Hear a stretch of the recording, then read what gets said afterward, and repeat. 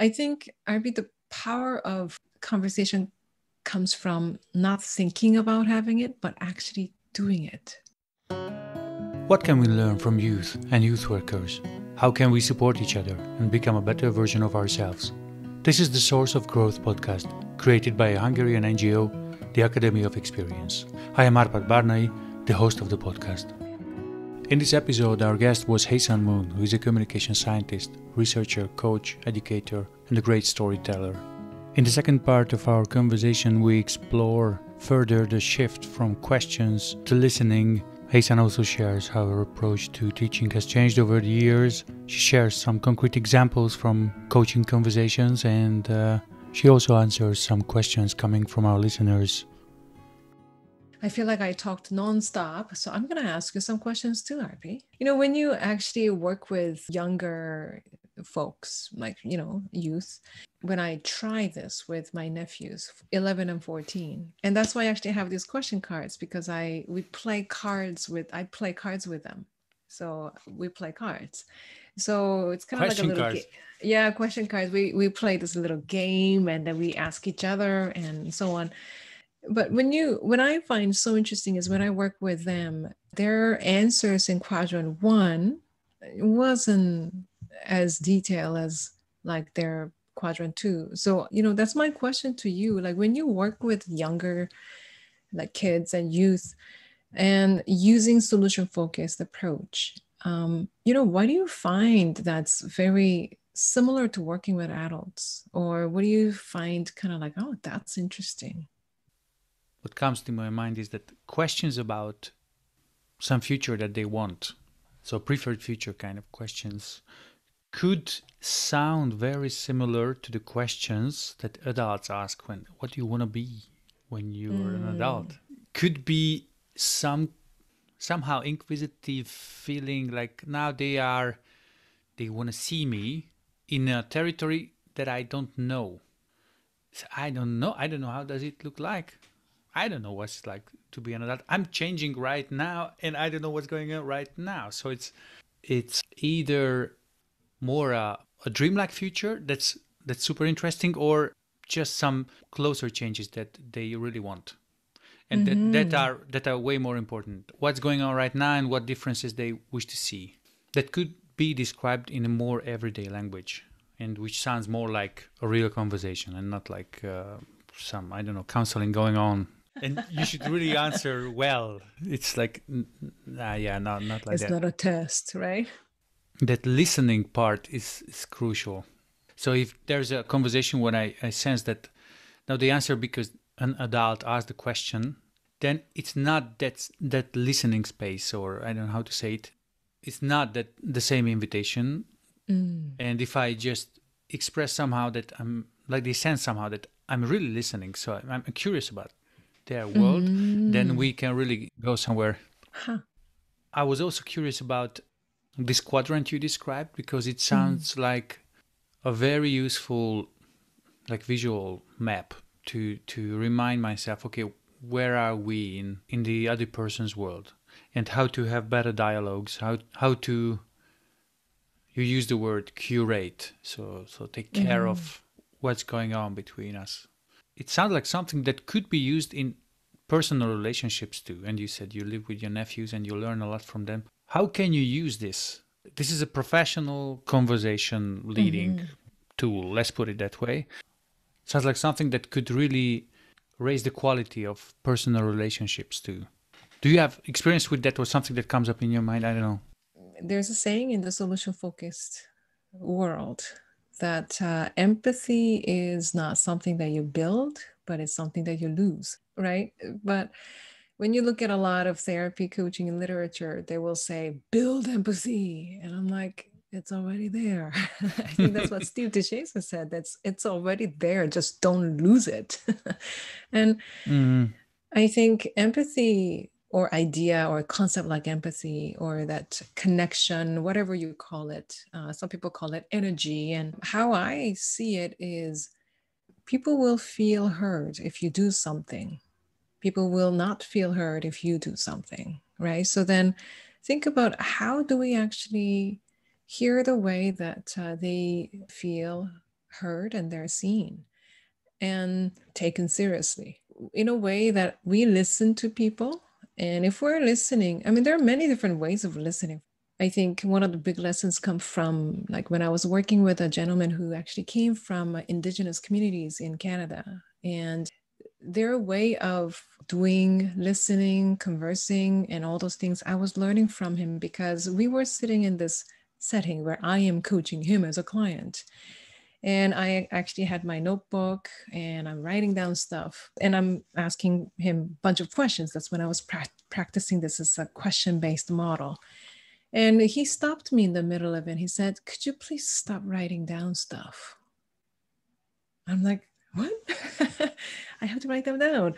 And I'm like, "Oh, sorry, does it bother you?" And he's like, "Yeah, because I feel studied. And we had enough of that. So could you please stop that?" And I'm like, "Ooh, sorry." So I stopped writing. But then now I have to look at him. I'm like, "Oh my gosh, what am I going to do?" And he's saying some stuff and I'm nodding and I'm looking at him. In my mind, I thought, okay, active listening, make eye contact and lean in and all those things. And he stopped me for the second time. He said, "Hey, son, could you stop staring at me?" And I'm thinking, "Buddy, like the whole active listening, eye contact, what's wrong with you?" Right? It's in He's the like, books. No? it's like, "Hello." Like, yeah, it's like, you better read that book. And he's like, "Stop staring at me. It's just kind of like weird." I'm like, wow, this guy's like difficult. And then I was like, okay, fine. And I was just like, I'm looking, whatever. And as he's telling me stories, now he asked me a question. And he's like, "So what about you?" He says. And in coaching, RP, I think we're not supposed to tell our story. So then I'm thinking, okay, don't tell my story. I'm like, well, I don't know how my story will be relevant to you. And then I was going to move to the next question. And he stopped me for the third time. He said, "Please, this is not how we do conversation. Conversation, I need to also hear your story. You're not giving me a chance to listen to your story." And that broke everything about what I believed as coaching. So that's why I'm like, competency, like out the window. And I think that's something that actually comes to my mind as kind of like how we show up in the other person's life. And I love how you're saying that listening to what they say as their logic of doing their life, because they have lived it and they will live it. And who are we to just kind of like enter a little bit and think that we can have huge impact or something? Mm-hmm. Right. So anyway, that's a very interesting experience to meet somebody who can shatter everything that you think as your professional practice. Wow. I love these stories. And I really love this respect for people. Daring to say that, okay, I thought about it this way and I just learned that no, it's different. And I learned from someone from the street, not writing any coaching book, just living. Oh, okay. So I might listen to anyone I meet. I really like this approach of yours, this respectful approach to people and small miracles that happen in front of our eyes. Mm-hmm. If we watch And, carefully. I want to ask you a couple other questions, Ivy, if that's Mhm. okay. Of course, of course. I often ask this to learners who come to my class, as well as myself after every coaching session. And the question is this, RP, what did you learn from your client? And think about maybe most recent sort of conversation you had with maybe a young adult or youth. And what did they teach you in that conversation? What I'm learning these, I don't know, these weeks and months in some conversations is daring to feel empathy. So daring to keep it in tough conversations. I mean, like having tough topics. You could call it crises. And leaving the responsibility and still believing in the other person is something to practice for me. But the most important preparation phase is to really daring to have a look at the other person's life. And sometimes I might be frightened. For example, if the other person is on the edge of getting homeless, So I'm worried for him. And I feel the weight of it. And I should feel the weight of it to some extent because it's not easy. And at the same time, just having a look at the map, for me, there would be a lot of topics that would really interest me, a lot of questions, but I don't know what's important for him right now because I've never been there.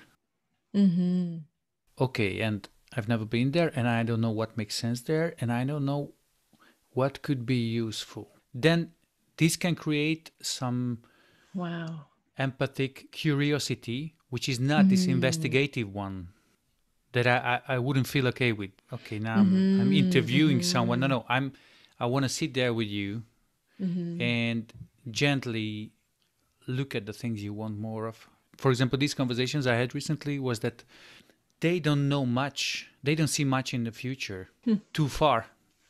They don't see a lot of details, and that's really okay. So let's come closer, maybe. I don't know. This is what comes up to your question. Wow.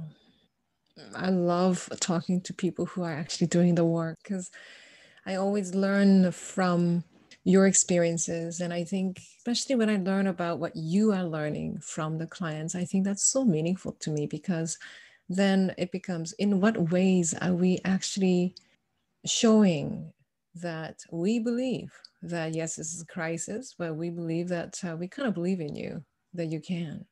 And without taking this on, but also knowing that we can have conversations about this, right? And then I think, how does that show up in our actual conversation? Having conversations this way is not a mystery. It's like, it shouldn't be a mystery. That's why I say I do communication science. It shouldn't be a mystery, because if it is, then how do you teach that? So a lot of coaching books that I read, it's like, oh, somebody actually very famous has said this quote, and it says, well, it works in mysterious ways. I'm like, give me a break. It doesn't. So then it really fueled me to kind of get into, well, how does it work? And how do we know that it works? And that's where a lot of science actually tells us, well, this is what it looks like.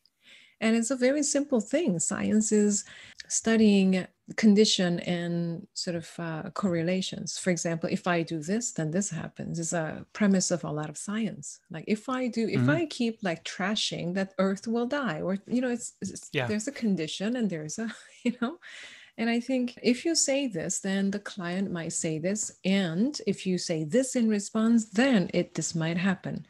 So when you actually think it like that, especially working with youth, how I use it is I actually sit down with my clients and I use the map. And I don't, based on that interaction with my earlier client, I don't do note taking. I actually do collaborative note taking. So I share with my clients about that map and I say, okay, so I just listened to your story for about 15 minutes. And here's a tool that I want you to think about. And I introduced the quadrant many times right in the middle of a coaching conversation. And let's map. This is what I heard. And I will actually map it. And I say, would you like to add something? They're like, yeah. We are looking at the notes and we do it together. and I find it so helpful because then they say, oh my gosh, why am I so negative? I'm like, I don't know. Would you like to be? And it's like, no, I don't want to be negative. Would you like to continue to be negative? And it makes it so simple. That's our initial session. And the next session that they come back to, almost every one of them, they say, oh my gosh, that was so useful. I used it on my team. I used it on my spouse. And they start using it right away. Happy. So we are not teaching them about it, but they're learning it, learning how to use it by experiencing it. So I think that's really useful to do it with people, thinking together on a very simple map. I do that with my nephews almost like weekly. I say, okay, so quadrant, what worked well, what really helped you, and all that stuff. And then quadrant 3, before I even ask them, they just all write it down. And quadrant 4, dread with future, is like, auntie getting mad at us. And so they all write it down. And then conversation becomes very simple. I ask them, so you clearly, know some things that didn't work for you this week. So, how did you manage? then they're like, well, I asked my brother to actually remind me. I set the alarm. So they all have ideas about how to not repeat quadrant 3. And then quadrant 4, dreadful future, I asked them, so knowing that if you lie again, auntie will get mad. So, what ideas do you actually have? We have those conversations weekly. And the other day, I was really surprised that I was listening to my nephew's presentation in class, and they were actually giving feedback to each other as they're doing presentations. And then it was my nephew's turn to give feedback. And my nephew said, okay, so I'm going to tell you about your resourceful past. And people are like, what? Yeah. And he's like, well, here's a map. So here's how I organize my notes. And he shared a map to his class of 14-year-olds. And kids got it. And they said, I like that. And Jeremy actually got to give them this feedback based on resourceful past. And after that, I was like, Jeremy, I just heard you share this. And he's like, yeah. And I said, where did you learn that? And he's like, oh, I don't know. And he's like, I don't know, but I really like it when you do it with me. And I realized that that's how they learn. I don't have to teach them. They learn because we do it. Right. So I think, Arby, the power of conversation comes from not thinking about having it, but actually doing it. How many times do we actually rehearse the conversations that we should have had differently or we will have, but actually end up not having it? What's super great about this map makes it possible to make mistakes. Like, I don't have to do it perfectly. I just need to know what I want to do with it, or what's my intention with the whole conversation. And also what I heard from you, that taping it and rewatching or listening to it again helps to do some kind of investigation into it, like what does really happen in a conversation. So it's not like just preparing for it and performing it perfectly, but really being curious about what we do. If I picture it right, you use the tapes just to have a look, bits and pieces of it, so you don't watch long conversations or all of them, but you learn from small interactions. Is it right? Yeah, it could be beginning 3 minutes. And you compare it with your later sessions. And there's so much that you notice. The more you look at it, the more you find it. And usually it's about how you're using questions in your conversation and looking at what assumptions do you have. And when we're looking at your responses, we simply look at what did you choose to respond to based on what the client said. And we go back to what the client had said, and then we say, what other responses could you have done? What are some other options in addition to what you did? It's like, what else? Like the math teacher. It doesn't make your response wrong. It's one of many responses. Now, can you see it? So it becomes such a rich experience for people to know. It's not a sequence of following this A to E, but it's like, I have many options, and which one might be the most useful option at this time? And people know how to think about that, so that, we sometimes joke that this map actually really makes you watch your language, but it's also watching how you language your world. And that becomes so powerful when you can see it happen. So in learning, I mean, I really would love to see how people use this, but this is not something that I develop only for coaching, but mostly for any type of conversation that happens at work, at home, at schools. And it doesn't have to be like an hour long. As you said, it's 3 minutes. And simply, what am I asking for? What did they say? And what did I say in response? And what did that to their next response? So just like what I say, what they say, what I say, what they say. If you look at that, it's usually about 2-3 minutes often. And then you're going to learn so much about what you actually do and what you're curious about, without even intending to be curious about it. When you say, tell me about your childhood, what's your intention versus actual impact? Huge gap, right? So I think, as you say, this is really about looking at what people do, and it doesn't take even 10 minutes, it's 3 minutes. Do you do this in your life, like in your mind, rewatch conversations or replay them?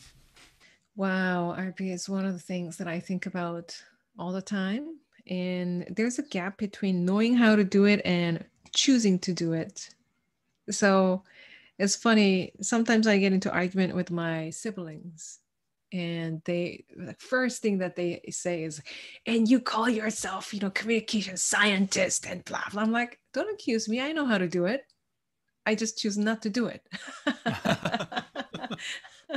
So, I think the misunderstanding that a lot of times people have is that I will be having perfect conversation each and every Mhm. time. Well, far from truth. My conversations, sometimes it goes well, sometimes it doesn't because I can't be bothered, right? So then but then what I know how to do really well now is I know how to restore those conversations when it didn't go well. When I lash out or something, I would not. It's like, oh, I don't know what to do. I don't know what to say. I don't know what to do. And I'll just start thinking about it and may not do anything about it. And hopefully the time will heal. And sometimes I will do everything to show them that I am sorry, but I will not say it. So that's when I was like younger. But now I know how to restore that conversation Mm. almost right away. Like how I did with my nephews. I said, you know what? Okay, hold on. I am sorry.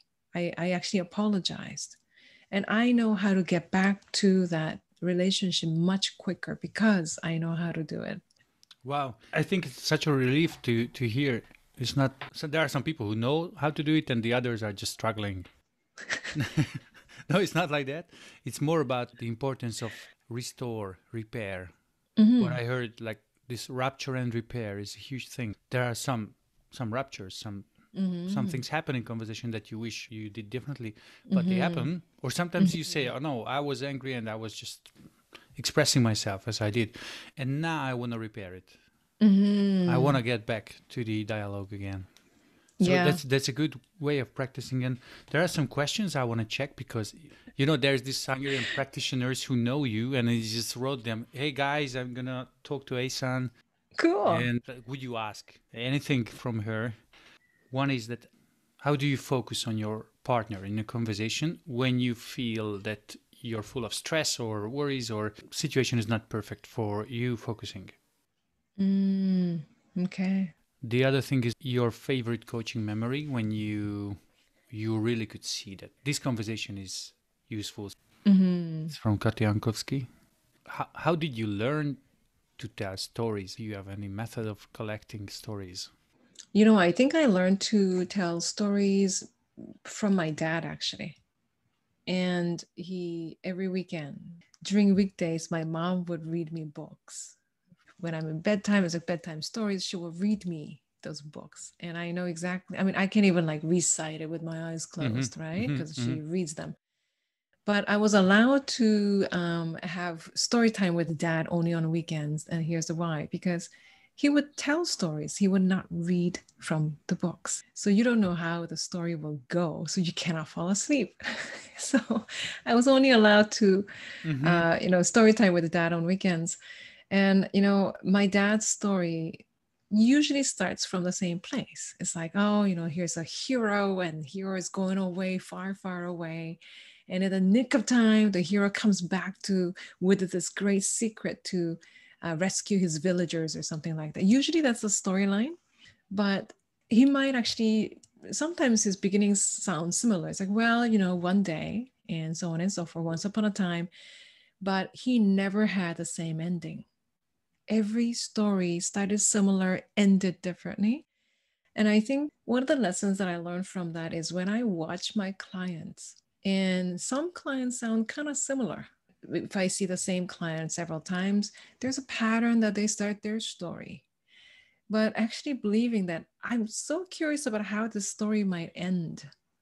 Mm-hmm. I'm listening to their stories and wondering about their preferred ending. How would you like your story to end, actually? And I think that's kind of like a beginning of like really listening with curiosity because the story hasn't ended. If you are writing your own script, how would you like it to end? And I think that's really fascinating to hear. Right. And Mm. sometimes it shows up right there and sometimes it shows up over time. But, my favorite story is, the story of a soldier who came back from his deployment and now he's living his civilian life.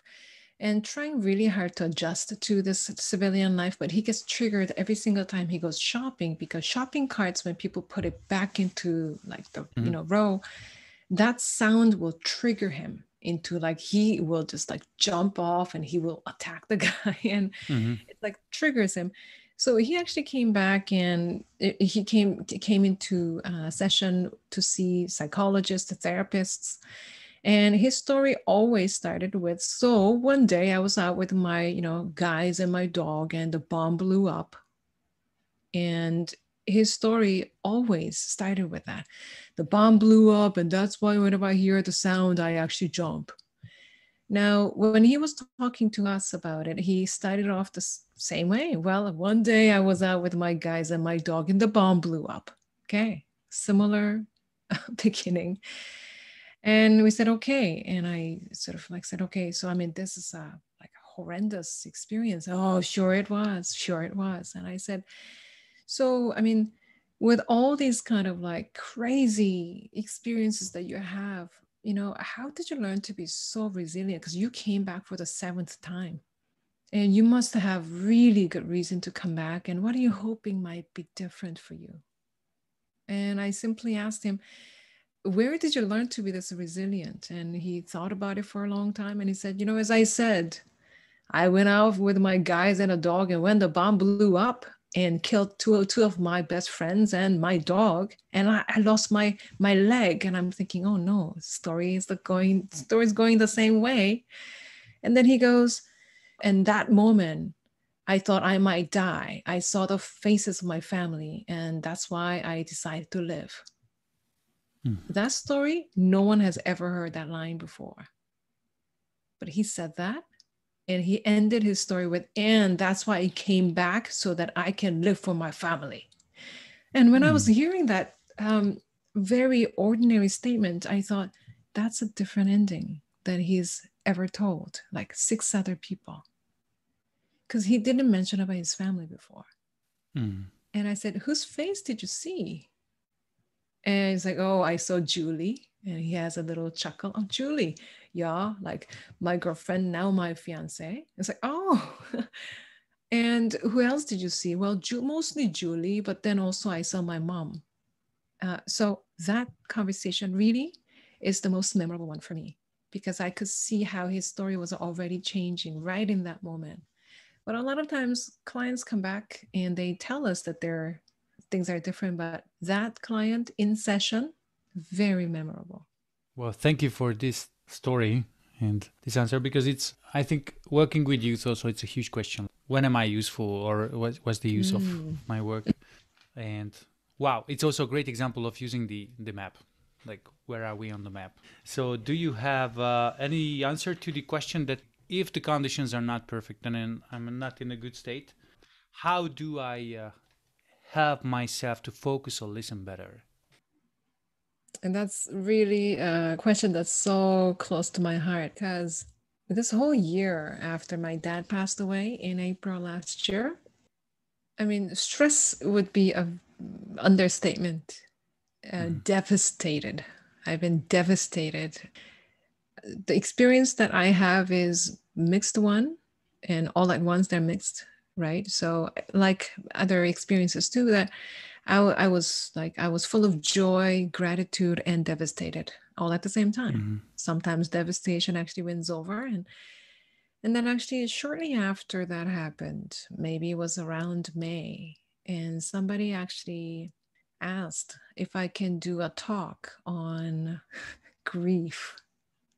And I'm thinking, wow, can I do a talk on grief right now? And also around that time, a couple people actually reached out and they said, they would like to be coached. And I said, sure. I usually don't ask about what. So I actually met with them, and they didn't know about my dad's passing very recently. So their topic was one person actually lost her father.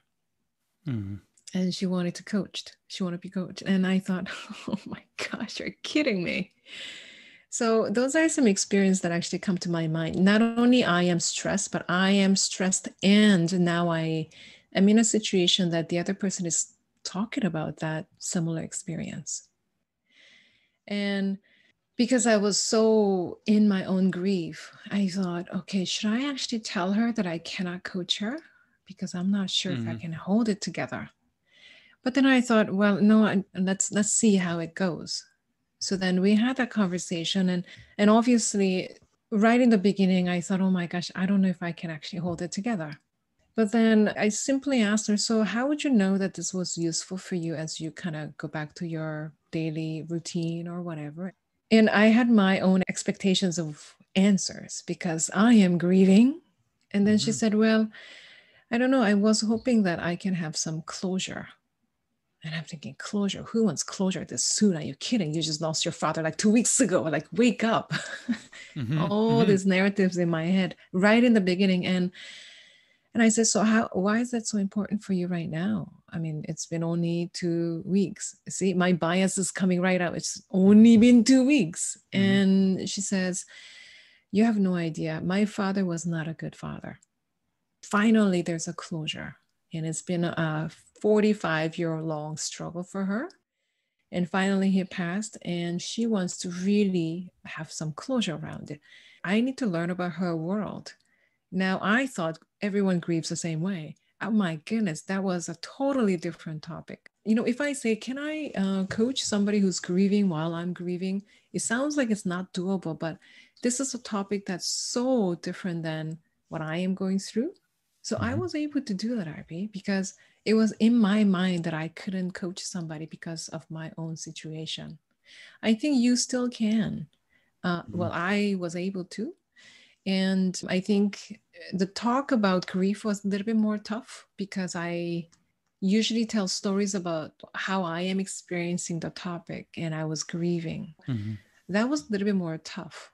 So some examples I used was like losing your job, losing your wallet. And I couldn't really come to the topic of actually loss of your loved one until a little bit later in the session. But I think you probably don't know if you can or not until you're in it. And if you find that you're too stressed to be doing something or to be useful for the other person, I think I might actually say that. I don't think I actually had that experience yet, but I might actually say, you know what, this topic is a bit, tough, and I really want to be there fully for you. So I'm not sure if this is the right time. I might actually say that. And, I don't know if I was under stress, but I had a client that I did not agree with, for example. So our values didn't align. And I had a client who spoke about very different things than what I believe to be like right, like morality. It's almost like, can you coach somebody if they want to be better at lying, for example? Right? Or in this case, he wanted to be better at cheating behind his wife.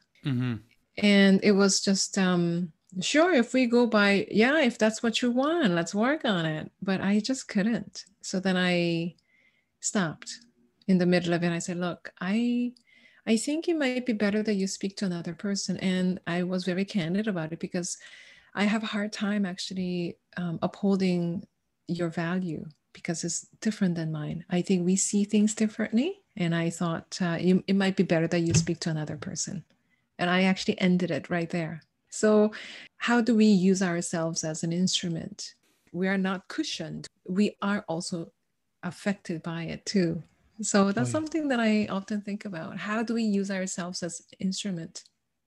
And take care of ourselves. And take care of it too. Coming back to setting boundaries. I wouldn't fire my client every time I disagree with them. That's not what it is. I think in this case, I knew that I really will not be useful. But I think, I often talk about this client of mine that I had who was considering suicide as her end of life option that I did not agree personally. But she was considering that option because she had terminal illness. And then I realized that do I have a preference or any say in the outcome? And can I still be useful to her? Although it's my preference that she doesn't die yet, live whatever is left there to live, that would be my preference and best hope for you. But you choose the other one. How do I support you? And do I choose to continue to work with you? And I did. And On her day of her dying, she told me that she thanked me and said she's now dying with hope. Now that's a very different story. Now she says she's dying with hope. I'm thinking that doesn't even make any sense.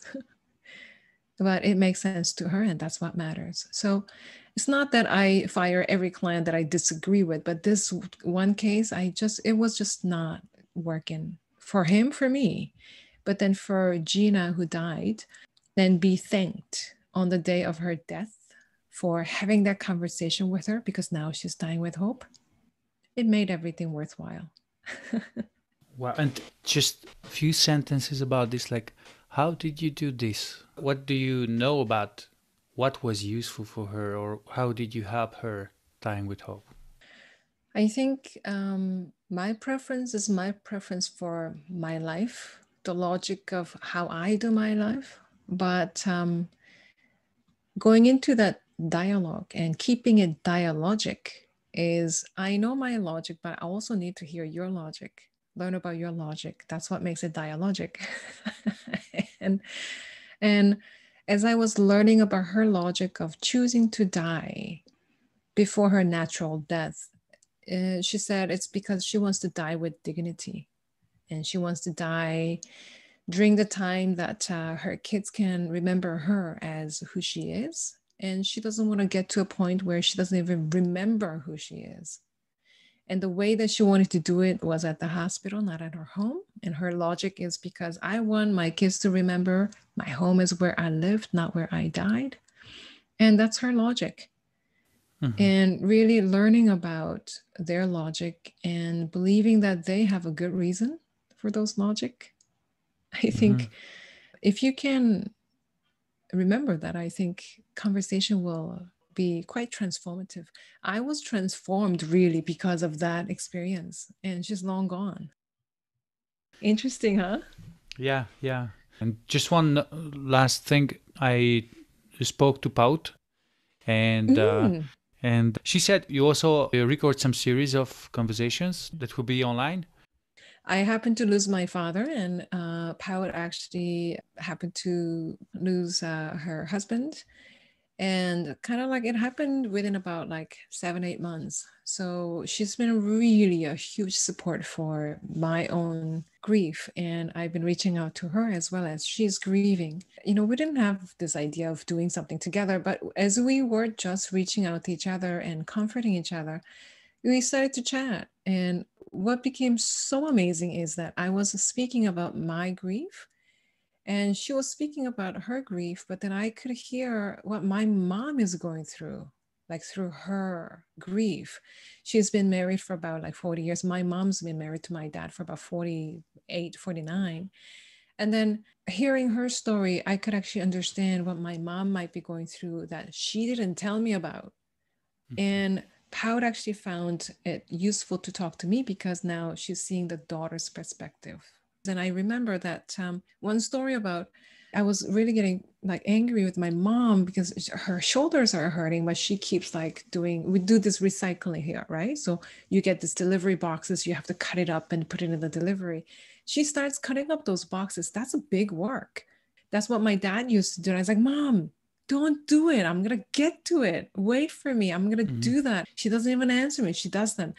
And it was really irritating. I was talking about it with the Pout, and Pout said, that's so funny. I do exactly the same. I'm like, Pout, why would you do that? And she's like, and my daughter says the same thing. And I said, so why do you do that? And she says, well, because that's how I connect with his memory. This is what he used to do. And she told me about her take on that activity. And now I see my mom doing it. And I told her about, well, my friend Pau told me this, Mom, and she stopped and she started to cry. And she said, finally, somebody understands me. Wow. And that's the day that she started to open up about her grief with me. She didn't want to talk to me because she knows that I was grieving too. And she was grieving in her own way. I was grieving in my own way. And when I told her about, this is what my friend Pau told me, she cried and she's like, that's why I'm doing this. And now we are having open conversation every day about how we grieve. Like we have so many stories like this. Let's share it. So that's how this idea came about, that let's share something with people who may be going through grief, and maybe that might help. Wow, for So sure. yeah, Wow, thank you for this also. it's coming, I think, in a couple of weeks, and we'll just do watch party or something. If people get inspired, interested in your work, where can they find you? Where and with what do you want to be found? I know I'm horrible with emails, mostly just because I can never go through them all. So email is maybe one way. You can find me on LinkedIn or Facebook and all those popular places. And I'm not good with social media either. So I would say the best way to learn about what I do is I have a newsletter that sometimes I put out as well. There's a website too. It's called briefcoaching.ca. What I try to do a little bit more is writing a bit more, actually. So there's a book, and that's something that helped me heal and sort of process my own grief as well. It's called Coaching A to Z. And it's full of stories. For example, briefly talked about today, but how do we find those moments in our ordinary days when we are already having those conversations? So it's called Coaching A to Z from a publisher called Page Two. This is a little secret. Book cover has a potato on it. It's one of those inside jokes about having a dialogue. If you're doing diagnosis, you do the root cause analysis, like roots and trees and the fruit, and you look at the fruit and you're like, oh, what kind of tree is it, and let's look at the root. But potatoes actually grow very differently than like a tree. Potatoes kind of like grow out, and you cannot really tell which potato started this entire revolution or the entire family of potatoes. There are generations of them all sitting there. And it's how conversations work, especially dialogue works. In kind of like academic world, they will call it rhizomatic growth or something, but it simply means root vegetables just growing out like that, like potatoes. So you start with one topic and there's another topic, another generation, and it's generative. So there's a potato on it because dialogue is generative. Come on, I like it. I will eat potatoes and see them differently from now on, really. Please respect them. Thank you. Pretty much. Thank you so much, Effie, for talking to me and letting me talk. Thank you very much. Really, it was great to talk to you. Thank you for listening to this episode of the podcast. If you found our work useful and inspiring, you can follow us by clicking on the links in the description. If you would like to support us, you can also do that by giving us feedback, recommending our work to others, or sending donations. As an NGO, we are grateful for any type of support. Take care, live well. We hope to see you again.